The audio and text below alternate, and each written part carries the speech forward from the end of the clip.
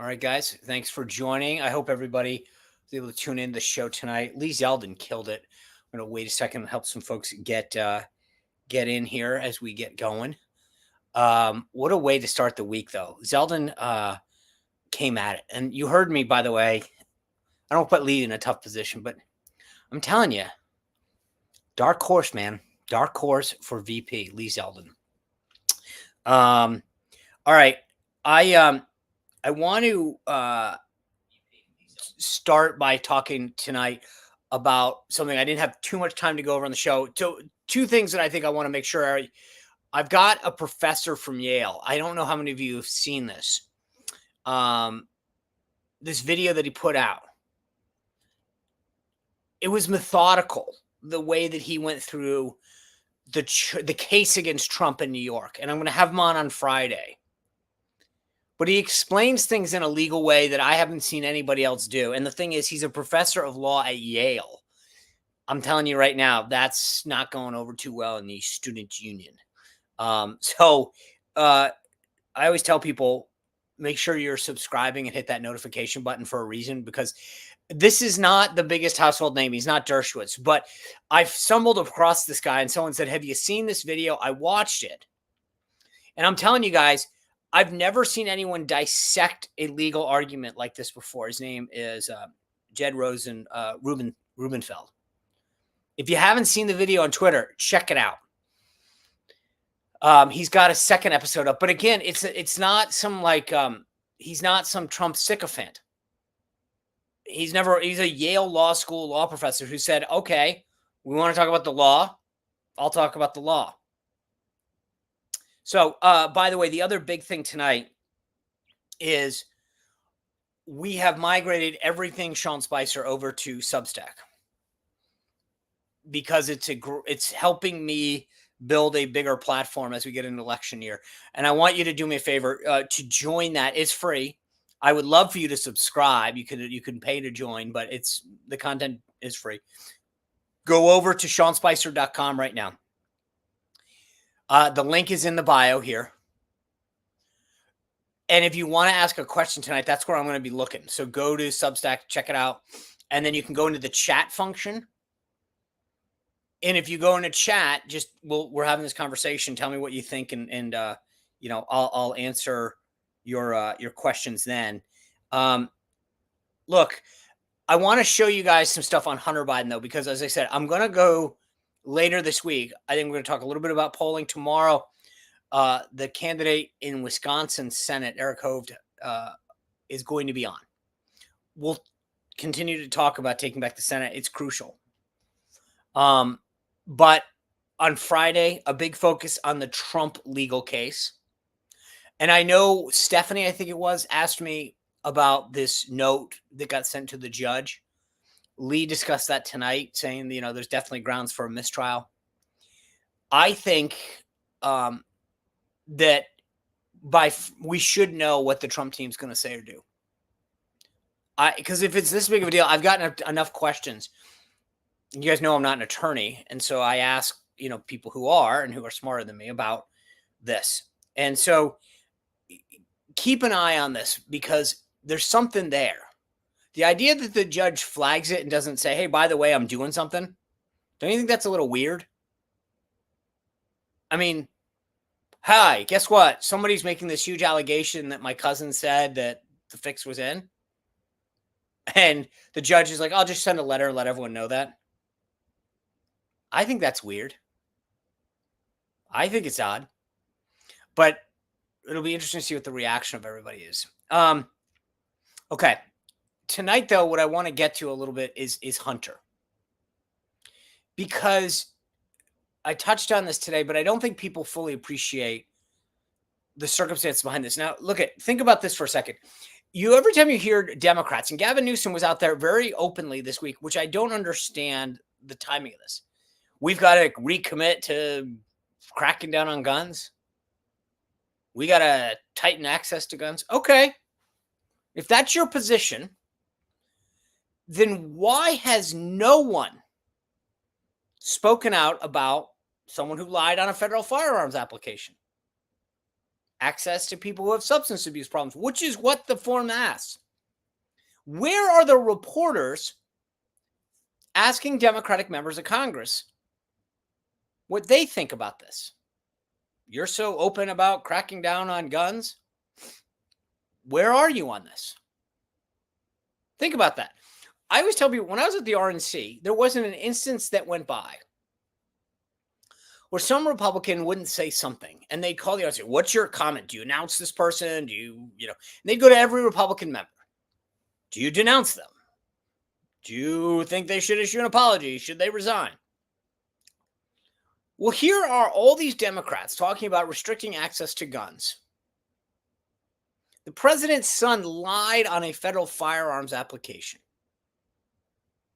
and was clearly doing drugs. And not one of them gets asked the question. If you ever read these stories in Politico, they'll say, da-da-da-da-da happened, Donald Trump this, and then they spent the rest of the day asking every Republican member what they think. Why don't they ever do it to Democrats? Don't you find that funny, interesting? I do. I sit around saying to myself, why aren't Democrats being asked what they think of this? You claim that people should be restricted to own a firearm despite their Second Amendment rights. But here's a guy who lied, and you've said nothing. So let's walk through. There's a great thread that I want to pull up if I can. And I want to show you, like, kind of remember what's at stake here. So let me see if we can pull this up. And I want to walk you through this. Now, I'm going to actually put my glasses on because I'm old and I can't read half of the stuff. So this is a thread of evidence that was admitted thus far in the Hunter Biden trial. And let's go through a little of this just to give you a sense of this. So it starts off by saying on October 12, 2018, Hunter Biden walked into Star Quest Shooters and Survival Supply. It sounds like it's a gun store / strip club. A federally licensed, no offense to the folks in Delaware. I'm sorry. I'm not trying to, but it's a federally licensed firearms dealer in Wilmington, Delaware. And he answered no to question 11E on the ATF, the Alcohol, Tobacco, and Firearms Form 4473, which is a federal background check certifying that he was not doing drugs, right? And there's the form. There's the store. The inside looks very nice. And this is the form. None of this is in dispute, by the way, right?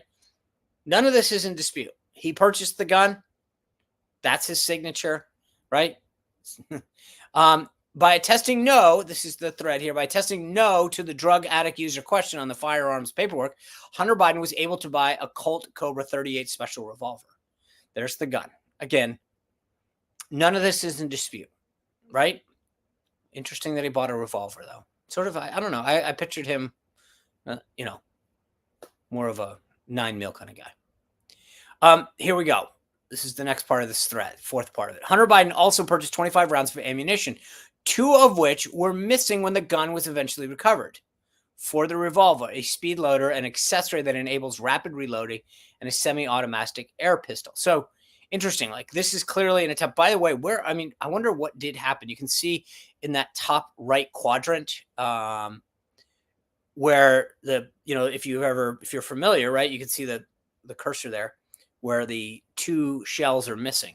Now, the thing that's interesting, right, you get that's what you would pull out of the box there, right? I wonder if he dropped them or what. I mean, I don't know. I just don't know how familiar that guy is with loading a revolver. It doesn't take much, by the way, right? I mean, you just click it open and push them in.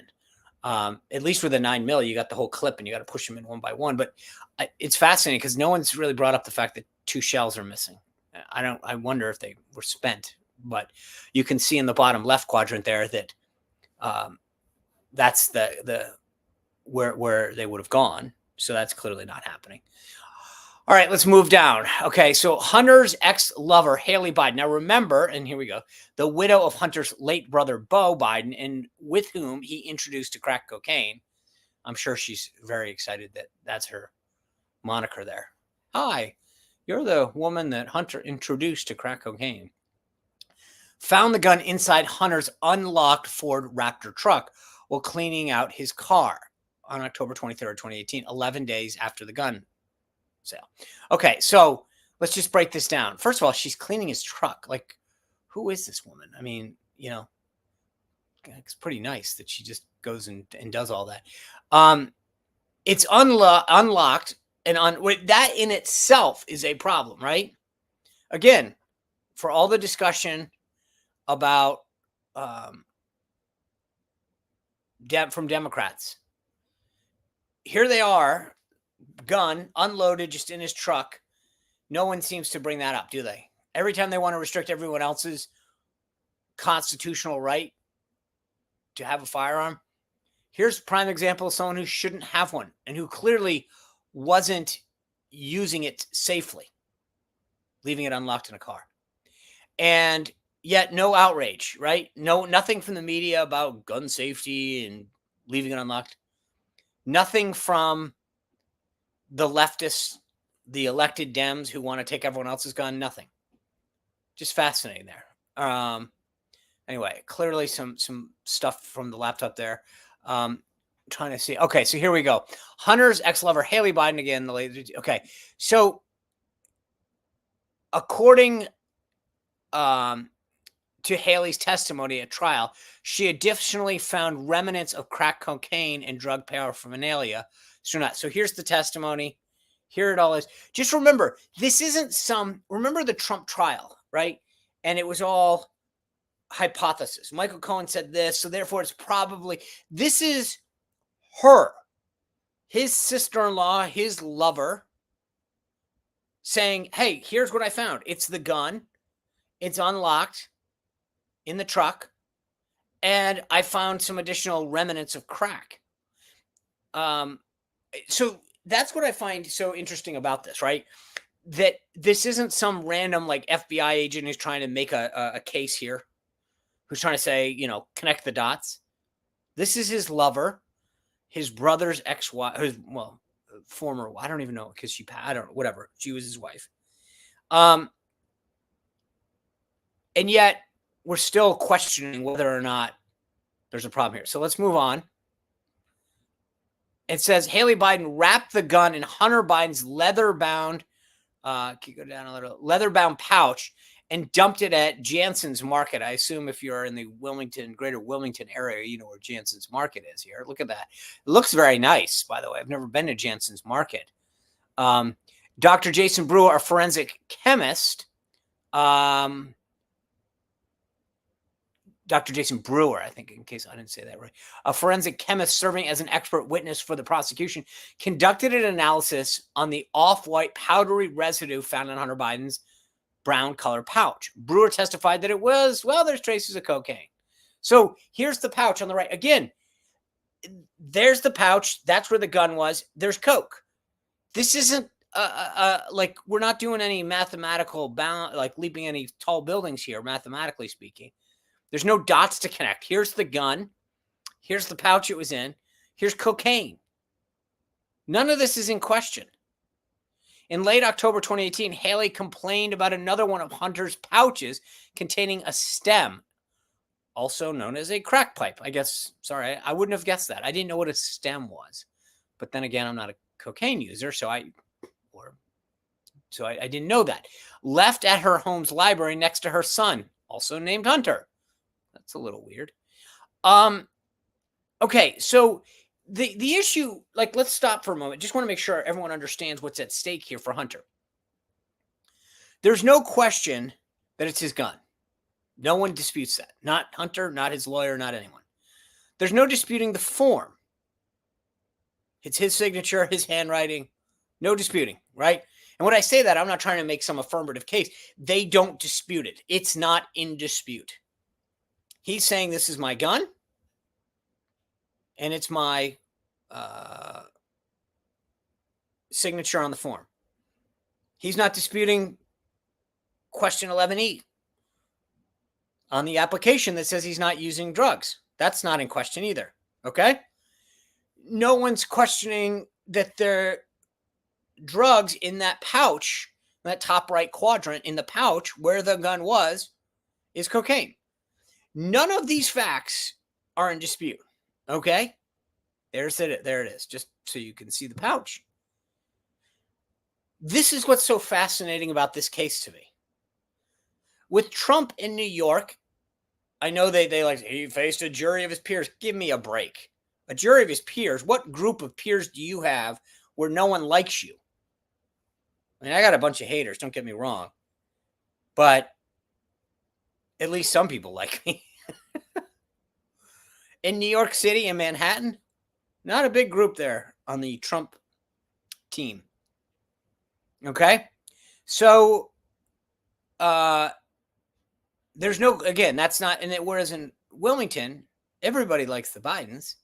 It's like Biden town. And every day in court, you got the whole family coming in, right? Don't you? Got Jill and the sister and everyone else. Uncle Jimmy, I think he's there too. So everyone comes in. And that's where I think you've got these big differences in terms of how this trial, because in Trump's case, it all relied on Michael Cohen, right? Who, there's no question, Trump said, hey, I was told this is a business expense. They filed it as a business expense because I paid as a legal expense, because I paid my lawyer. No question about that. What Trump was supposedly found guilty of is saying, well, he actually knew that what it really was the following, and therefore, and we should have filed it differently. In Hunter's case, as I just said, none of the facts, Trump saying, hey, I got an invoice. It says legal services. I paid it. If you have a problem, it's actually Michael Cohen's for improperly billing me for something that wasn't legal services. Okay? I get a bill. Someone says, this is for your cable. I send them a check back or whatever and say, okay, here's your cable bill. Check. Why is that? If I get billed, I don't go, well, I'm going to send you a check back, but actually it's not for that. I think there's a little bit more that you did for me, or I dispute the contents, whatever. In this case, no one's disputing the facts. What Hunter's trying to say is, well, technically, when I filled that form out, I wasn't addicted. You got to be kidding me. That's what this is all about. And I don't care who you are, how much you love the Bidens or Hunter, or how sympathetic you feel for him. It's a fact. He was doing drugs. Now, do I think he should get help? Yes, and I'm glad he got it, and blah, blah, blah, blah.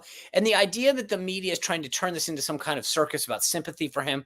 There's a whole story today about his new wife, how she's a rock for him. I'm glad that she's helped him keep sober. I'm glad that she's his rock. Okay? But he wouldn't be here, and I brought this up on the show for those of you who watched today. We wouldn't be having this conversation if he took the sweetest of sweetheart deals that he was offered. This is not anyone else's fault but his. All right, let's get back to, let me see where we are on the thread, because I think it's fascinating. We're at 6, so let me keep going. All right, let's go on here. Okay, so here's the local grocery store surveillance footage of Haley Biden discarding the gun. She used a gift bag to mask its appearance, tossing it in a trash can receptacle and shopping around inside. So, again, she finds this thing and she's like, gosh, what should I do? Maybe I should wrap it in something and throw it in the trash right here at the supermarket where anyone could pull it out. And it's kind of near school. I mean, that's what I would do. Are you kidding me? Again, if this happened, if this was any other circumstance, here she is. There you go. You see her on the left. Oh, let me just put this in the trash can and then pretend to go shopping.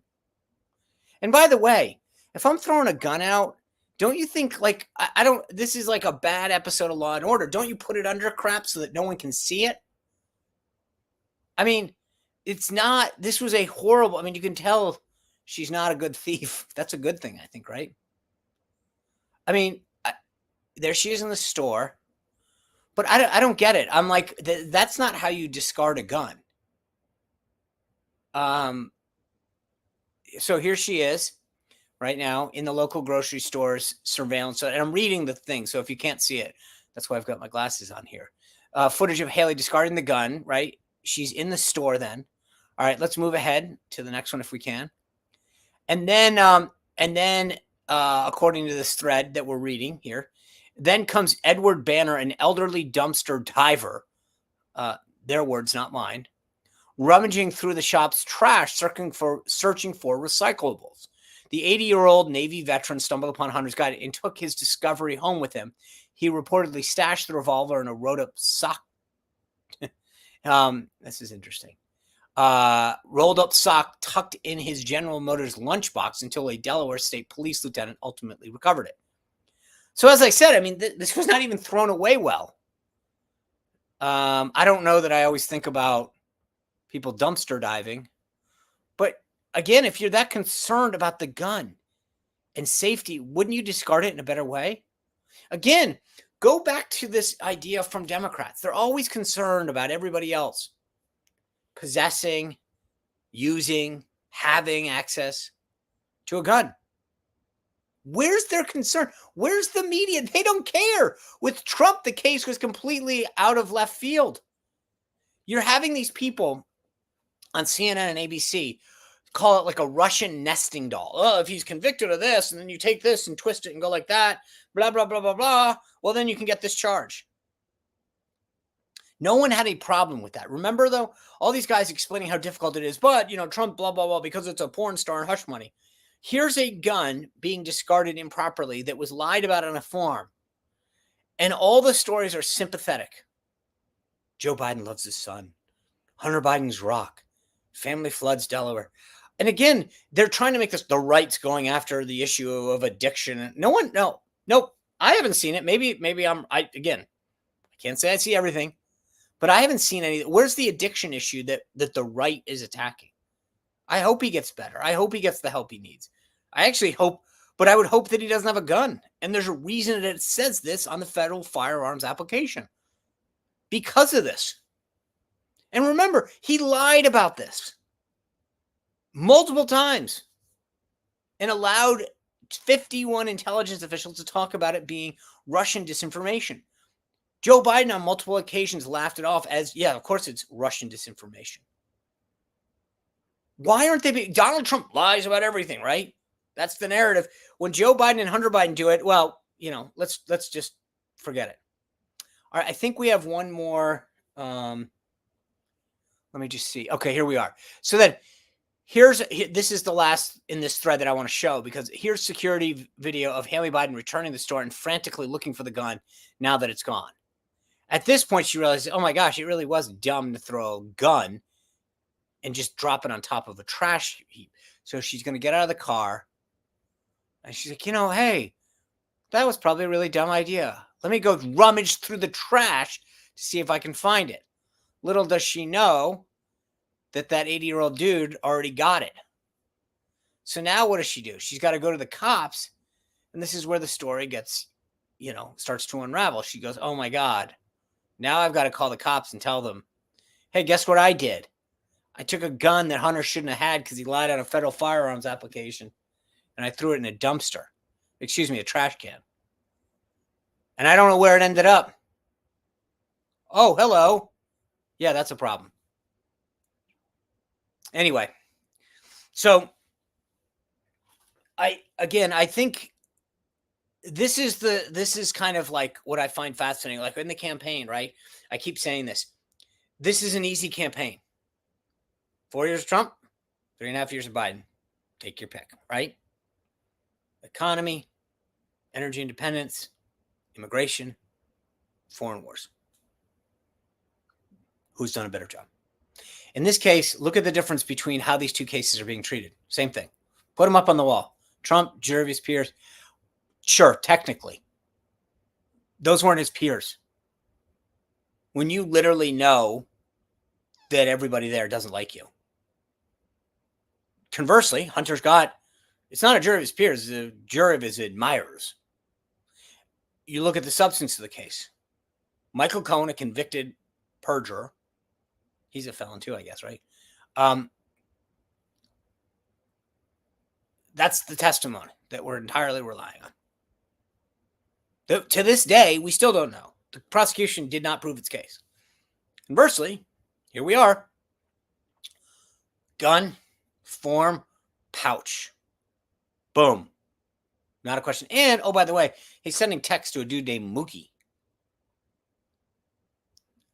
I mean, look, sorry if your name's Mookie, but the bottom line is you're probably dealing drugs. Those are his texts from his laptop that apparently now matters. And remember, we wouldn't be here if he took the sweetheart deal. It would have been all expunged from his record. This is all wrapped up in a pretty little bow.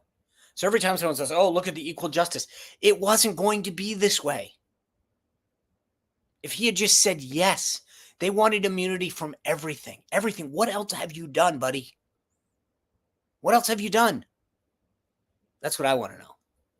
Anyway, look, I appreciate you guys jumping on. As I said, part of the reason I wanted to do this is talk a little bit about this new Substack platform where we're pushing them when we got a lot to get to in the next couple months. The debate at CNN, which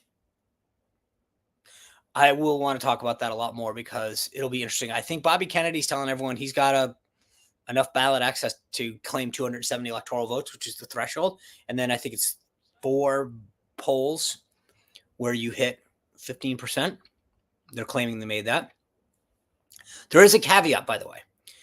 He can claim that he's on the ballot in, North Dakota. I can guarantee you, if you're CNN, you're saying, well, North Dakota hasn't said you have ballot access. And that's where I guess there's going to be a rub. We'll see. This thing's going to be interesting how it plays out. So I want to get into that a lot as the week goes further. And then we've got the convention coming up, and it's going to be fascinating. Trump's saying that he's going to put his VP announcement the week of the convention. That will be huge for ratings. And we'll add a huge element of excitement into the convention and everything else. I say all this, and remember, by the way, I flew up with, to New York in 2016 when Trump was going to pick Pence. And I have some cool behind the scenes photos. And as that anniversary comes up, I'll make sure I post them on Instagram and probably here on Substack. Why not, right? Pretty cool. So make sure you're on that Substack. Again, this is just, I want to have the most robust conversation as we head into these crazy final stretch months before the election. And so this is going to be a great platform. SeanSpicer.com. Go to it. If you're able and want to, I'd love to have you as a paid subscriber. It's super helpful. This is all part of independent media, right? There's no holds barred. You don't see any corporate attorneys behind me saying, you can't say that. And, I'm just trying to think. I want to make sure that if you put your question into the chat, I should be able to read it. I'm trying to look. Just give me 1 second. So if you have a question that you want to have answered, that's part of what we're going to be able to do is get people to want to have answered. Then what we can do is have an avenue to answer all these questions. So please, thank you. I always appreciate your support. If you go over and go to that, you can see the link right there in the bio. And obviously continue to subscribe in YouTube and Spotify and iTunes. It's all free.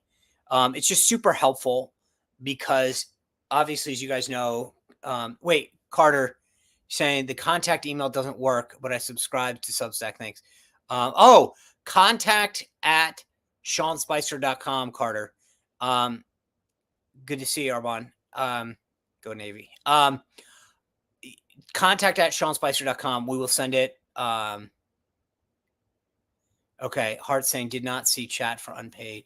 I think that's part. Anyway, we're looking into that. So I'm always checking out what you guys are writing. So thank you guys for all your support. And we're going to continue to do this. Sundays and Mondays are always better for me. I don't know about you guys. I think sometimes Sundays work better, but there's always family stuff that pops up here and there. And so that's always a challenge sometimes when you got kids involved in different sporting events and such. So we'll continue to find a good time to work, but I think we'll try it about once a week. And that's what I want to make sure that, for the folks who get over to Substack, you sign up, you be part of that chat. We'll go from there. Anyway, as I said, we've got a great week on the show coming up. I appreciate, by the way, and I know some of you are in there who are here for the show.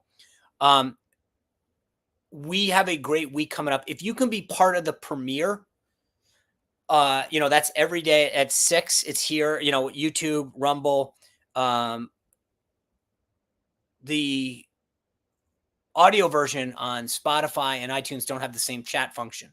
But if you're over here in YouTube or Rumble, we try to take a look at it. It's super helpful because it helps the algorithm bring people to the show and get support. So that's why when you hear us push it, that's why it's super helpful. So I appreciate everybody who does that. I see you all. I know that, and I want to be thank you. It's super important as we grow this show to help show early support in the premiere and stuff like that. So I love your questions. I want to make sure that if there are guests or issues or topics that you want, that we cover them. Anyway, it's been just over a half hour. I wanted to pop on and do that. As I said, you can see all these links are popping up in the comment section. So there's no harm, by the way. It's helpful to go to all of those platforms and subscribe. Again, you don't have to watch it 4 or 5 times, although that's nice. But just subscribing shows growth to the people who have been helpful. I mean, you've seen them: Delta Rescue, 4 Patriots, Paint Your Life. Who else was today? I'm trying to think. Tax Network USA. All of these guys are so cool for getting it on the show and helping to sponsor it, give us the resources to grow it. So thank you to them. Thank you guys for all of your support, spreading this show and telling everyone else where they can find it is great. So thank you guys. I'll see you back here tomorrow night, though. Great show. I think it's Chicks on the Right are here with us tomorrow. As I said, Friday, an amazing legal professor. Wisconsin candidate in the Senate is here tomorrow. I think Chicks on the Right is Wednesday. Again, I'm trying to keep it's a Monday. It's late. So thank you guys. I'll see you back here tomorrow. Thanks for being with us.